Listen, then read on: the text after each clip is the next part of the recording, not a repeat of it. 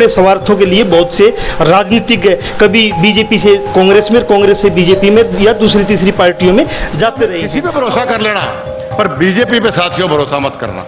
आज के जो राजनीतिक लोग हैं वो जनता के लिए नहीं बल्कि अपने परिवारों के, अपने स्वार्थ की राजनीति करते हैं। जिस व्यक्ति ने विधानसभा कभी फोटो में भी कौन देखी, उसे मुख्यमंत्री बना के हरियाणा की छाती पर बिठा दिया गया, तो क्या होगा?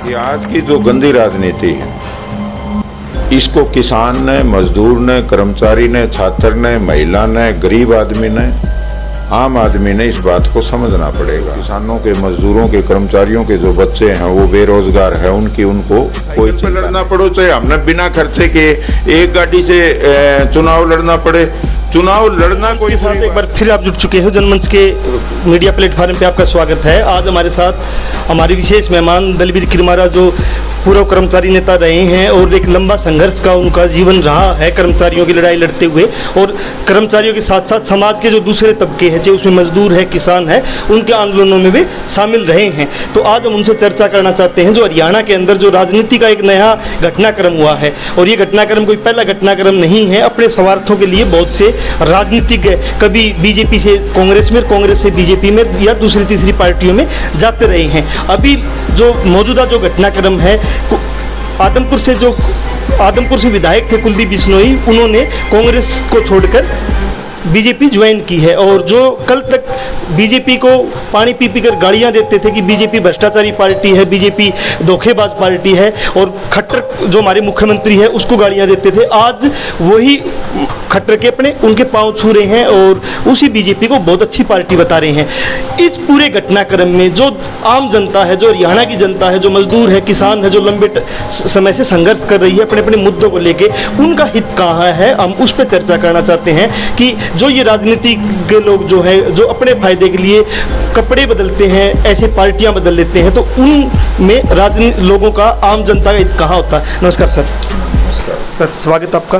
थैंक यू सर, मैं ये जानना चाहता हूँ जिस प्रकार से ये पार्टियां बदलते हैं, इनमें इनका स्वार्थ है या जनता का कोई हित है, ये जानना चाहता हूँ। तो कैसे देखते हो आप इस चीज़ को? एक तो ये मेरे ख्याल में सभी जनता के हिस्से को इस बात का पता लग चुका है, आज के जो राजनीतिक लोग हैं वो जनता के लिए नहीं बल्कि अपने परिवारों के, अपने स्वार्थ की राजनीति करते हैं। और इस राजनीतिक घटनाक्रम ने ये साबित कर दिया है कि लंबे समय से प्रोफेसर संपत सिंह कांग्रेस पार्टी में रहे, इससे पहले इनेलो में थे। जब उनके इनेलो में खुद के जो स्वार्थ है वो उनकी पूर्ति नहीं हुई तो वो छोड़ के कांग्रेस में आ गए, और कांग्रेस में भी उन्होंने महसूस किया कि यहाँ जो मेरे बच्चे हैं मैं उनको कैसे एडजस्ट करूं। काफ़ी प्रयास किया कि भाई उनके रोजगार के लिए वो लड़ रहे थे, वहाँ रोजगार के लिए अगर मैं अपने बेटे को रोजगार कैसे दिलाऊं, राजनीतिक रोजगार। तो वो फतेहाबाद से बेटे की टिकट मांग रहे थे, तो यहाँ से खुद लड़ने की बात कर रहे थे, लेकिन वो कांग्रेस ने उस बात को नहीं माना और इस वजह से उनको कांग्रेस पार्टी छोड़ के जाना पड़ा। इसी प्रकार से लंबे समय से कांग्रेस पार्टी में रहे हैं, बाद में जनहित कांग्रेस पार्टी कुलदीप बिश्नोई ने बनाई। अब वहाँ भी बेटे के रोजगार का सवाल था। अब उन्होंने एक बार तो ज्वाइन की भारतीय जनता पार्टी, वहाँ भी कंडीशन थी भाई मेरे बेटे को रोजगार कैसे मिले, वहाँ उन्होंने मानने से इनकार कर दिया, तो फिर दोबारा कांग्रेस में आ गए। अब कांग्रेस में वही शर्त रख दी कि भाई हमारे बेटे को रोजगार कैसे मिले। अब वो वापस बीजेपी में जाके उन्होंने ज्वाइन किया। मेरा कहने का मतलब यह है कि आज की जो गंदी राजनीति है इसको किसान ने, मजदूर ने, कर्मचारी ने, छात्र ने, महिला ने, गरीब आदमी ने, आम आदमी ने इस बात को समझना पड़ेगा कि ये अपने स्वार्थों की पूर्ति के लिए राजनीति में हिस्सेदारी करना चाहते हैं। आज यदि मैं बीजेपी की बात करूं, 70% जो लोग हैं जो कल तक कांग्रेस में थे आज वो बीजेपी में हैं, और जब ये लगा इनको कि कांग्रेस सरकार आएगी तो वापस ये कांग्रेस में आ जाएंगे। बोल देंगे घर वापसी, ये भी एक अजीब नाम है, घर वापसी। हाँ, वे हमने अपनी है ना घर वापसी कर ली और लोग इनकी झूठी ताड़ियां बजाते हैं। मैं तो ये पूछना चाह रहा हूँ कि देश में आज बेरोजगारी कितनी बनी हुई है। जो पूरे देश के प्रदेश के जो किसानों के, मजदूरों के, कर्मचारियों के जो बच्चे हैं वो बेरोजगार है, उनको कोई चिंता नहीं है। मात्र सिर्फ अपने परिवारों के, अपने रिश्तेदारों के, अपने बच्चों की बेरोजगारी की उनको चिंता है। हम ये साफ तौर पे कहना चाहते हैं कि आज जो लोग संघर्ष कर रहे हैं, जो लोग हमेशा, अब 13 महीने लगातार किसानों की लड़ाई चली, संघर्ष चला। मैं पूछना चाहता हूँ इन नेताओं से, उन्होंने कितनी उनकी भूमिका उस आंदोलन में रही। जब मजदूर नरेगा के लिए अपनी आवाज उठाते हैं तो वो नरेगा के मजदूरों के साथ कितने आंदोलन में रहे। अभी जो आदमपुर से ताल ठोकेंगे, यही आदमपुर से रोजाना मजदूर अलग अलग गांव के यहाँ आते हैं डीसी महोदया से काम मांगने के लिए कि हमारी ये समस्या आ गई, ये काम नहीं मिल रहा, या काम किया उसकी दिहाड़ी नहीं मिलती। तो ये नेता एक दिन भी नहीं दिखते उनके समर्थन में, जो आज चुनाव लड़ने की बात कर रहे हैं। मैं यही बात आपसे कहना चाहता हूँ कि जिनका जीवन ही संघर्ष में रहा है, चाहे उन्होंने, अब हम 22 साल तक लगातार ट्रेड यूनियन में काम किया है और हमने कर्मचारियों के साथ साथ मजदूरों के आंदोलनों को भी खूब अटेंड किया है, और किसानों के आंदोलनों को भी और महिलाओं के आंदोलनों को भी। हम ये कहना चाह रहे हैं कि आज समय समय के ऊपर किसी न किसी रूप में ये जो कुछ घराने ऐसे हैं जिनसे बाहर राजनीति जाना बहुत मुश्किल काम हो रही है, और जब भी कोई आंदोलन आता है, आज जो पीटीआई मास्टर हैं वो मेरे ख्याल में लगभग 1-1.5 साल से, 1 साल से ज़्यादा उनको हो गए, 1 साल से ज़्यादा हो गया, वो बेरोजगार हुए बैठे हैं। उनकी आवाज़ उठाने के लिए कोई राजनेता नहीं आया कि भाई ये इतने साल तक नौकरी पे रहे और इनको नौकरी की ज़रूरत है, इनके बच्चों का गुजारा कैसा होगा। कोई नेता ने आके न इनकी सुध नहीं ली। आंगनवाड़ी के वर्कर, मिड डे मील के वर्कर, आशा वर्कर यहाँ 6 महीने आंदोलन चला। इसी प्रकार से आज 900 महिलाएं जो आंगनबाड़ी की हैं वो टर्मिनेट हैं। वो अपने हकों के लिए लड़ाई लड़ रही थी, लेकिन सरकार ने, किस सरकार ने, जो जनता के द्वारा चुनी गई है, जिसमें आंगनबाड़ी के वर्करों ने भी उनको वोट देके जिताने का काम किया है। आज जब उन्होंने अपनी मांग मनवानी और मांगनी शुरू की तो उनको टर्मिनेशन की तलवार से जूझना पड़ रहा है। आज भी वो टर्मिनेट हैं। इसी प्रकार से लगातार 13 महीने से किसान टोलों के ऊपर बैठे रहे, लेकिन इन राजनेताओं ने उन किसानों की सुध ना लेके, और यहाँ तक भी किसानों ने ऐलान कर दिया था कि किसी भी पार्टी के किसी भी नेता को जो हमारे आंदोलन में शामिल नहीं होता उनको हम गांव में नहीं घुसने देंगे। आज मैं पूछना चाह रहा हूं कि क्या इन दोनों नेताओं को अब गांव में घुसने दिया जाएगा? क्या लोग इसका विरोध करेंगे कि भाई इनको वोट नहीं देना क्योंकि ये किसानों के आंदोलन में शामिल नहीं थे? अभी भी वो 13 महीने का आंदोलन चला है, अभी भी बारसमंद में लंबा आंदोलन चला, आदमपुर में तो तहसीलदार के ऑफिस पे अभी भी कब्जा किसानों का, तहसीलदार के ऑफिस पे कब्जा है आदमपुर के अंदर जहां भी ये चुनाव होना है। वो किसान जो सरकार को भी गालियां दे रहे हैं, वो किसान विपक्ष को भी गालियां दे रहे हैं, क्योंकि विपक्षी उस प्रकार से शामिल नहीं है आंदोलन में। तो मेरा एक ये सवाल है कि क्या अब जनता इनको जवाब देगी? मैं ये बात कहना चाह रहा हूँ कि बारसमंद चौकी में धरना चल रहा था, इससे पहले तहसील पे धरना चल रहा था, आदमपुर में भी मुआवजे के लिए धरना चल रहा है, और इन धरनों के ऊपर हमने जाके न किसानों का समर्थन ही नहीं, हम आंदोलन में शामिल भी हुए हैं। और हमारी माताएं बहनें अपना घर का काम छोड़ के न, और उन्होंने मुआवजों के लिए हमारी 80-80 साल की माताओं को चौकी में बैठना पड़ा। लेकिन हमने इन नेताओं से सवाल किया कि आप लोग विधानसभा में या लोकसभा में आप इस प्रकार की बातें क्यों नहीं उठा रहे? और इधर से जो आज से 13 महीने के आंदोलन में किसानों के ऊपर अनेकों प्रकार के मुकदमे दर्ज हैं, और जो मुआवजे के लिए किसान लड़ते हैं उनके ऊपर मुकदमे दर्ज कर दिए जाते हैं, मैं ये कह रहा हूं कि संपत सिंह पे और भाई कुलदीप बिश्नोई पे कितने मुकदमे दर्ज हैं वो बताएं, और यदि नहीं है तो क्यों नहीं है। इसका मतलब वो सरकार के साथ मिली भगत करके राजनीति कर रहे हैं, गंदी राजनीति कर रहे हैं। जनता के हितों से उनको कोई लेना देना नहीं है। इसलिए मैं जनता से भी अपील करना चाहूँगा कि वो अपनी बात पे रहें। जिस प्रकार से बड़ी ताड़ियाँ बजती थी, हम आंदोलन में जाते थे, हम बात करते थे कि आपके पास कोई नेता आया, तो वो कहते थे हमारे पास कोई नेता नहीं आया, हमारा समर्थन करने के लिए नहीं आया। और समर्थन ही नहीं, मैं ये कह रहा हूँ जितनी जिम्मेवारी सत्ता पक्ष की है उससे ज़्यादा विपक्ष की भी जिम्मेवारी रही है। उस समय प्रोफेसर संपत सिंह जी मुआवजे के टाइम में वो सत्ता पक्ष में थे, बीजेपी में थे, और आज वो विपक्ष में आ गए। वो ना विपक्ष में बोले तो ना सत्ता पक्ष में बोले। ये मान लिया जाए कि दो प्यादे हैं, सत्ता में हैं, विपक्ष में हैं। दोनों का काम है, सत्ता वाले का काम है कि वो लोगों की समस्याओं पे काम करे, और विपक्ष में जो बैठा उसका काम ये है कि अगर वो काम नहीं करती है तो आवाज़ उठाए। दोनों प्यादों ने काम नहीं किया, अब वो प्यादा उधर चला गया है और वो प्यादा उधर चला गया है, तो कुछ क्या बदला? कुछ बदला नहीं। अब मैं यही तो कहना चाह रहा हूँ, इसको कौन बदलेगा? जनता।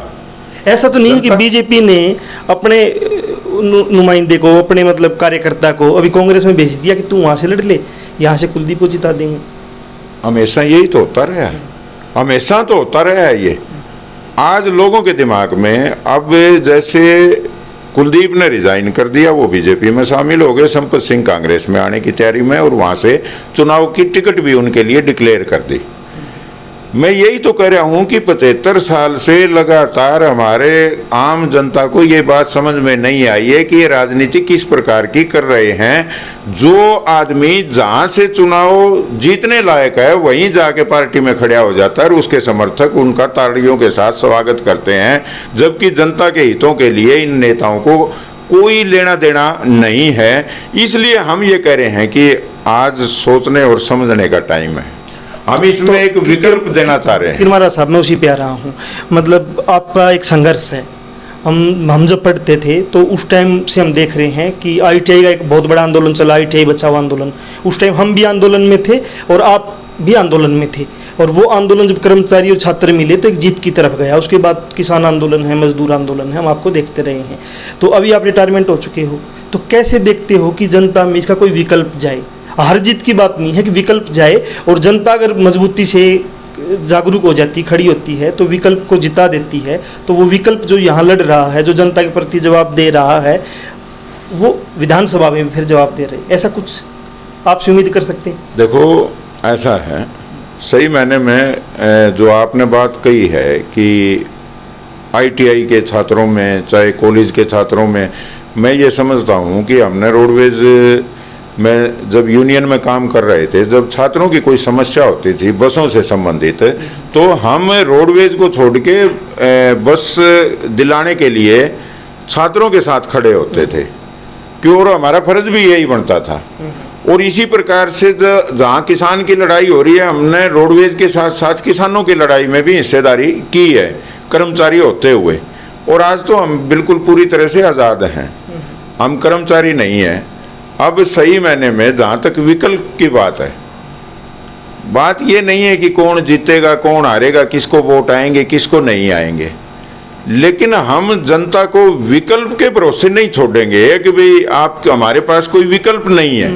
हम पूरे जितने भी आंदोलनकारी लोग हैं, जितने भी संघर्षकारी हैं, जो संघर्ष करते हैं जनता के लिए, जनता के हितों के लिए, हम उनसे सबको इकट्ठा करके हम विकल्प देंगे, इसमें कोई दो राय नहीं है। ये जरूरी नहीं है हम आंदोलन, हमें चाहे साइकिल पे लड़ना पड़ो, चाहे हमने बिना खर्चे के एक गाड़ी से चुनाव लड़ना पड़े, चुनाव लड़ना कोई बुरी बात नहीं है। जो ये राजनीति के जो लोग हैं, चाहे कुलदीप बिश्नोई है, चाहे संपत सिंह है, इनको पता ही नहीं जमीन पे क्या है, झुग्गी झोपड़ियों में क्या है, मजदूर के, किसान के हालात क्या है, इनको पता ही नहीं है। यही तो मैं कहना चाहता हूँ ना। अभी बारिश है, बारिश में 4-4 फुट पानी खड़ा बहुत से इलाके में, एक दिन भी नहीं जाते।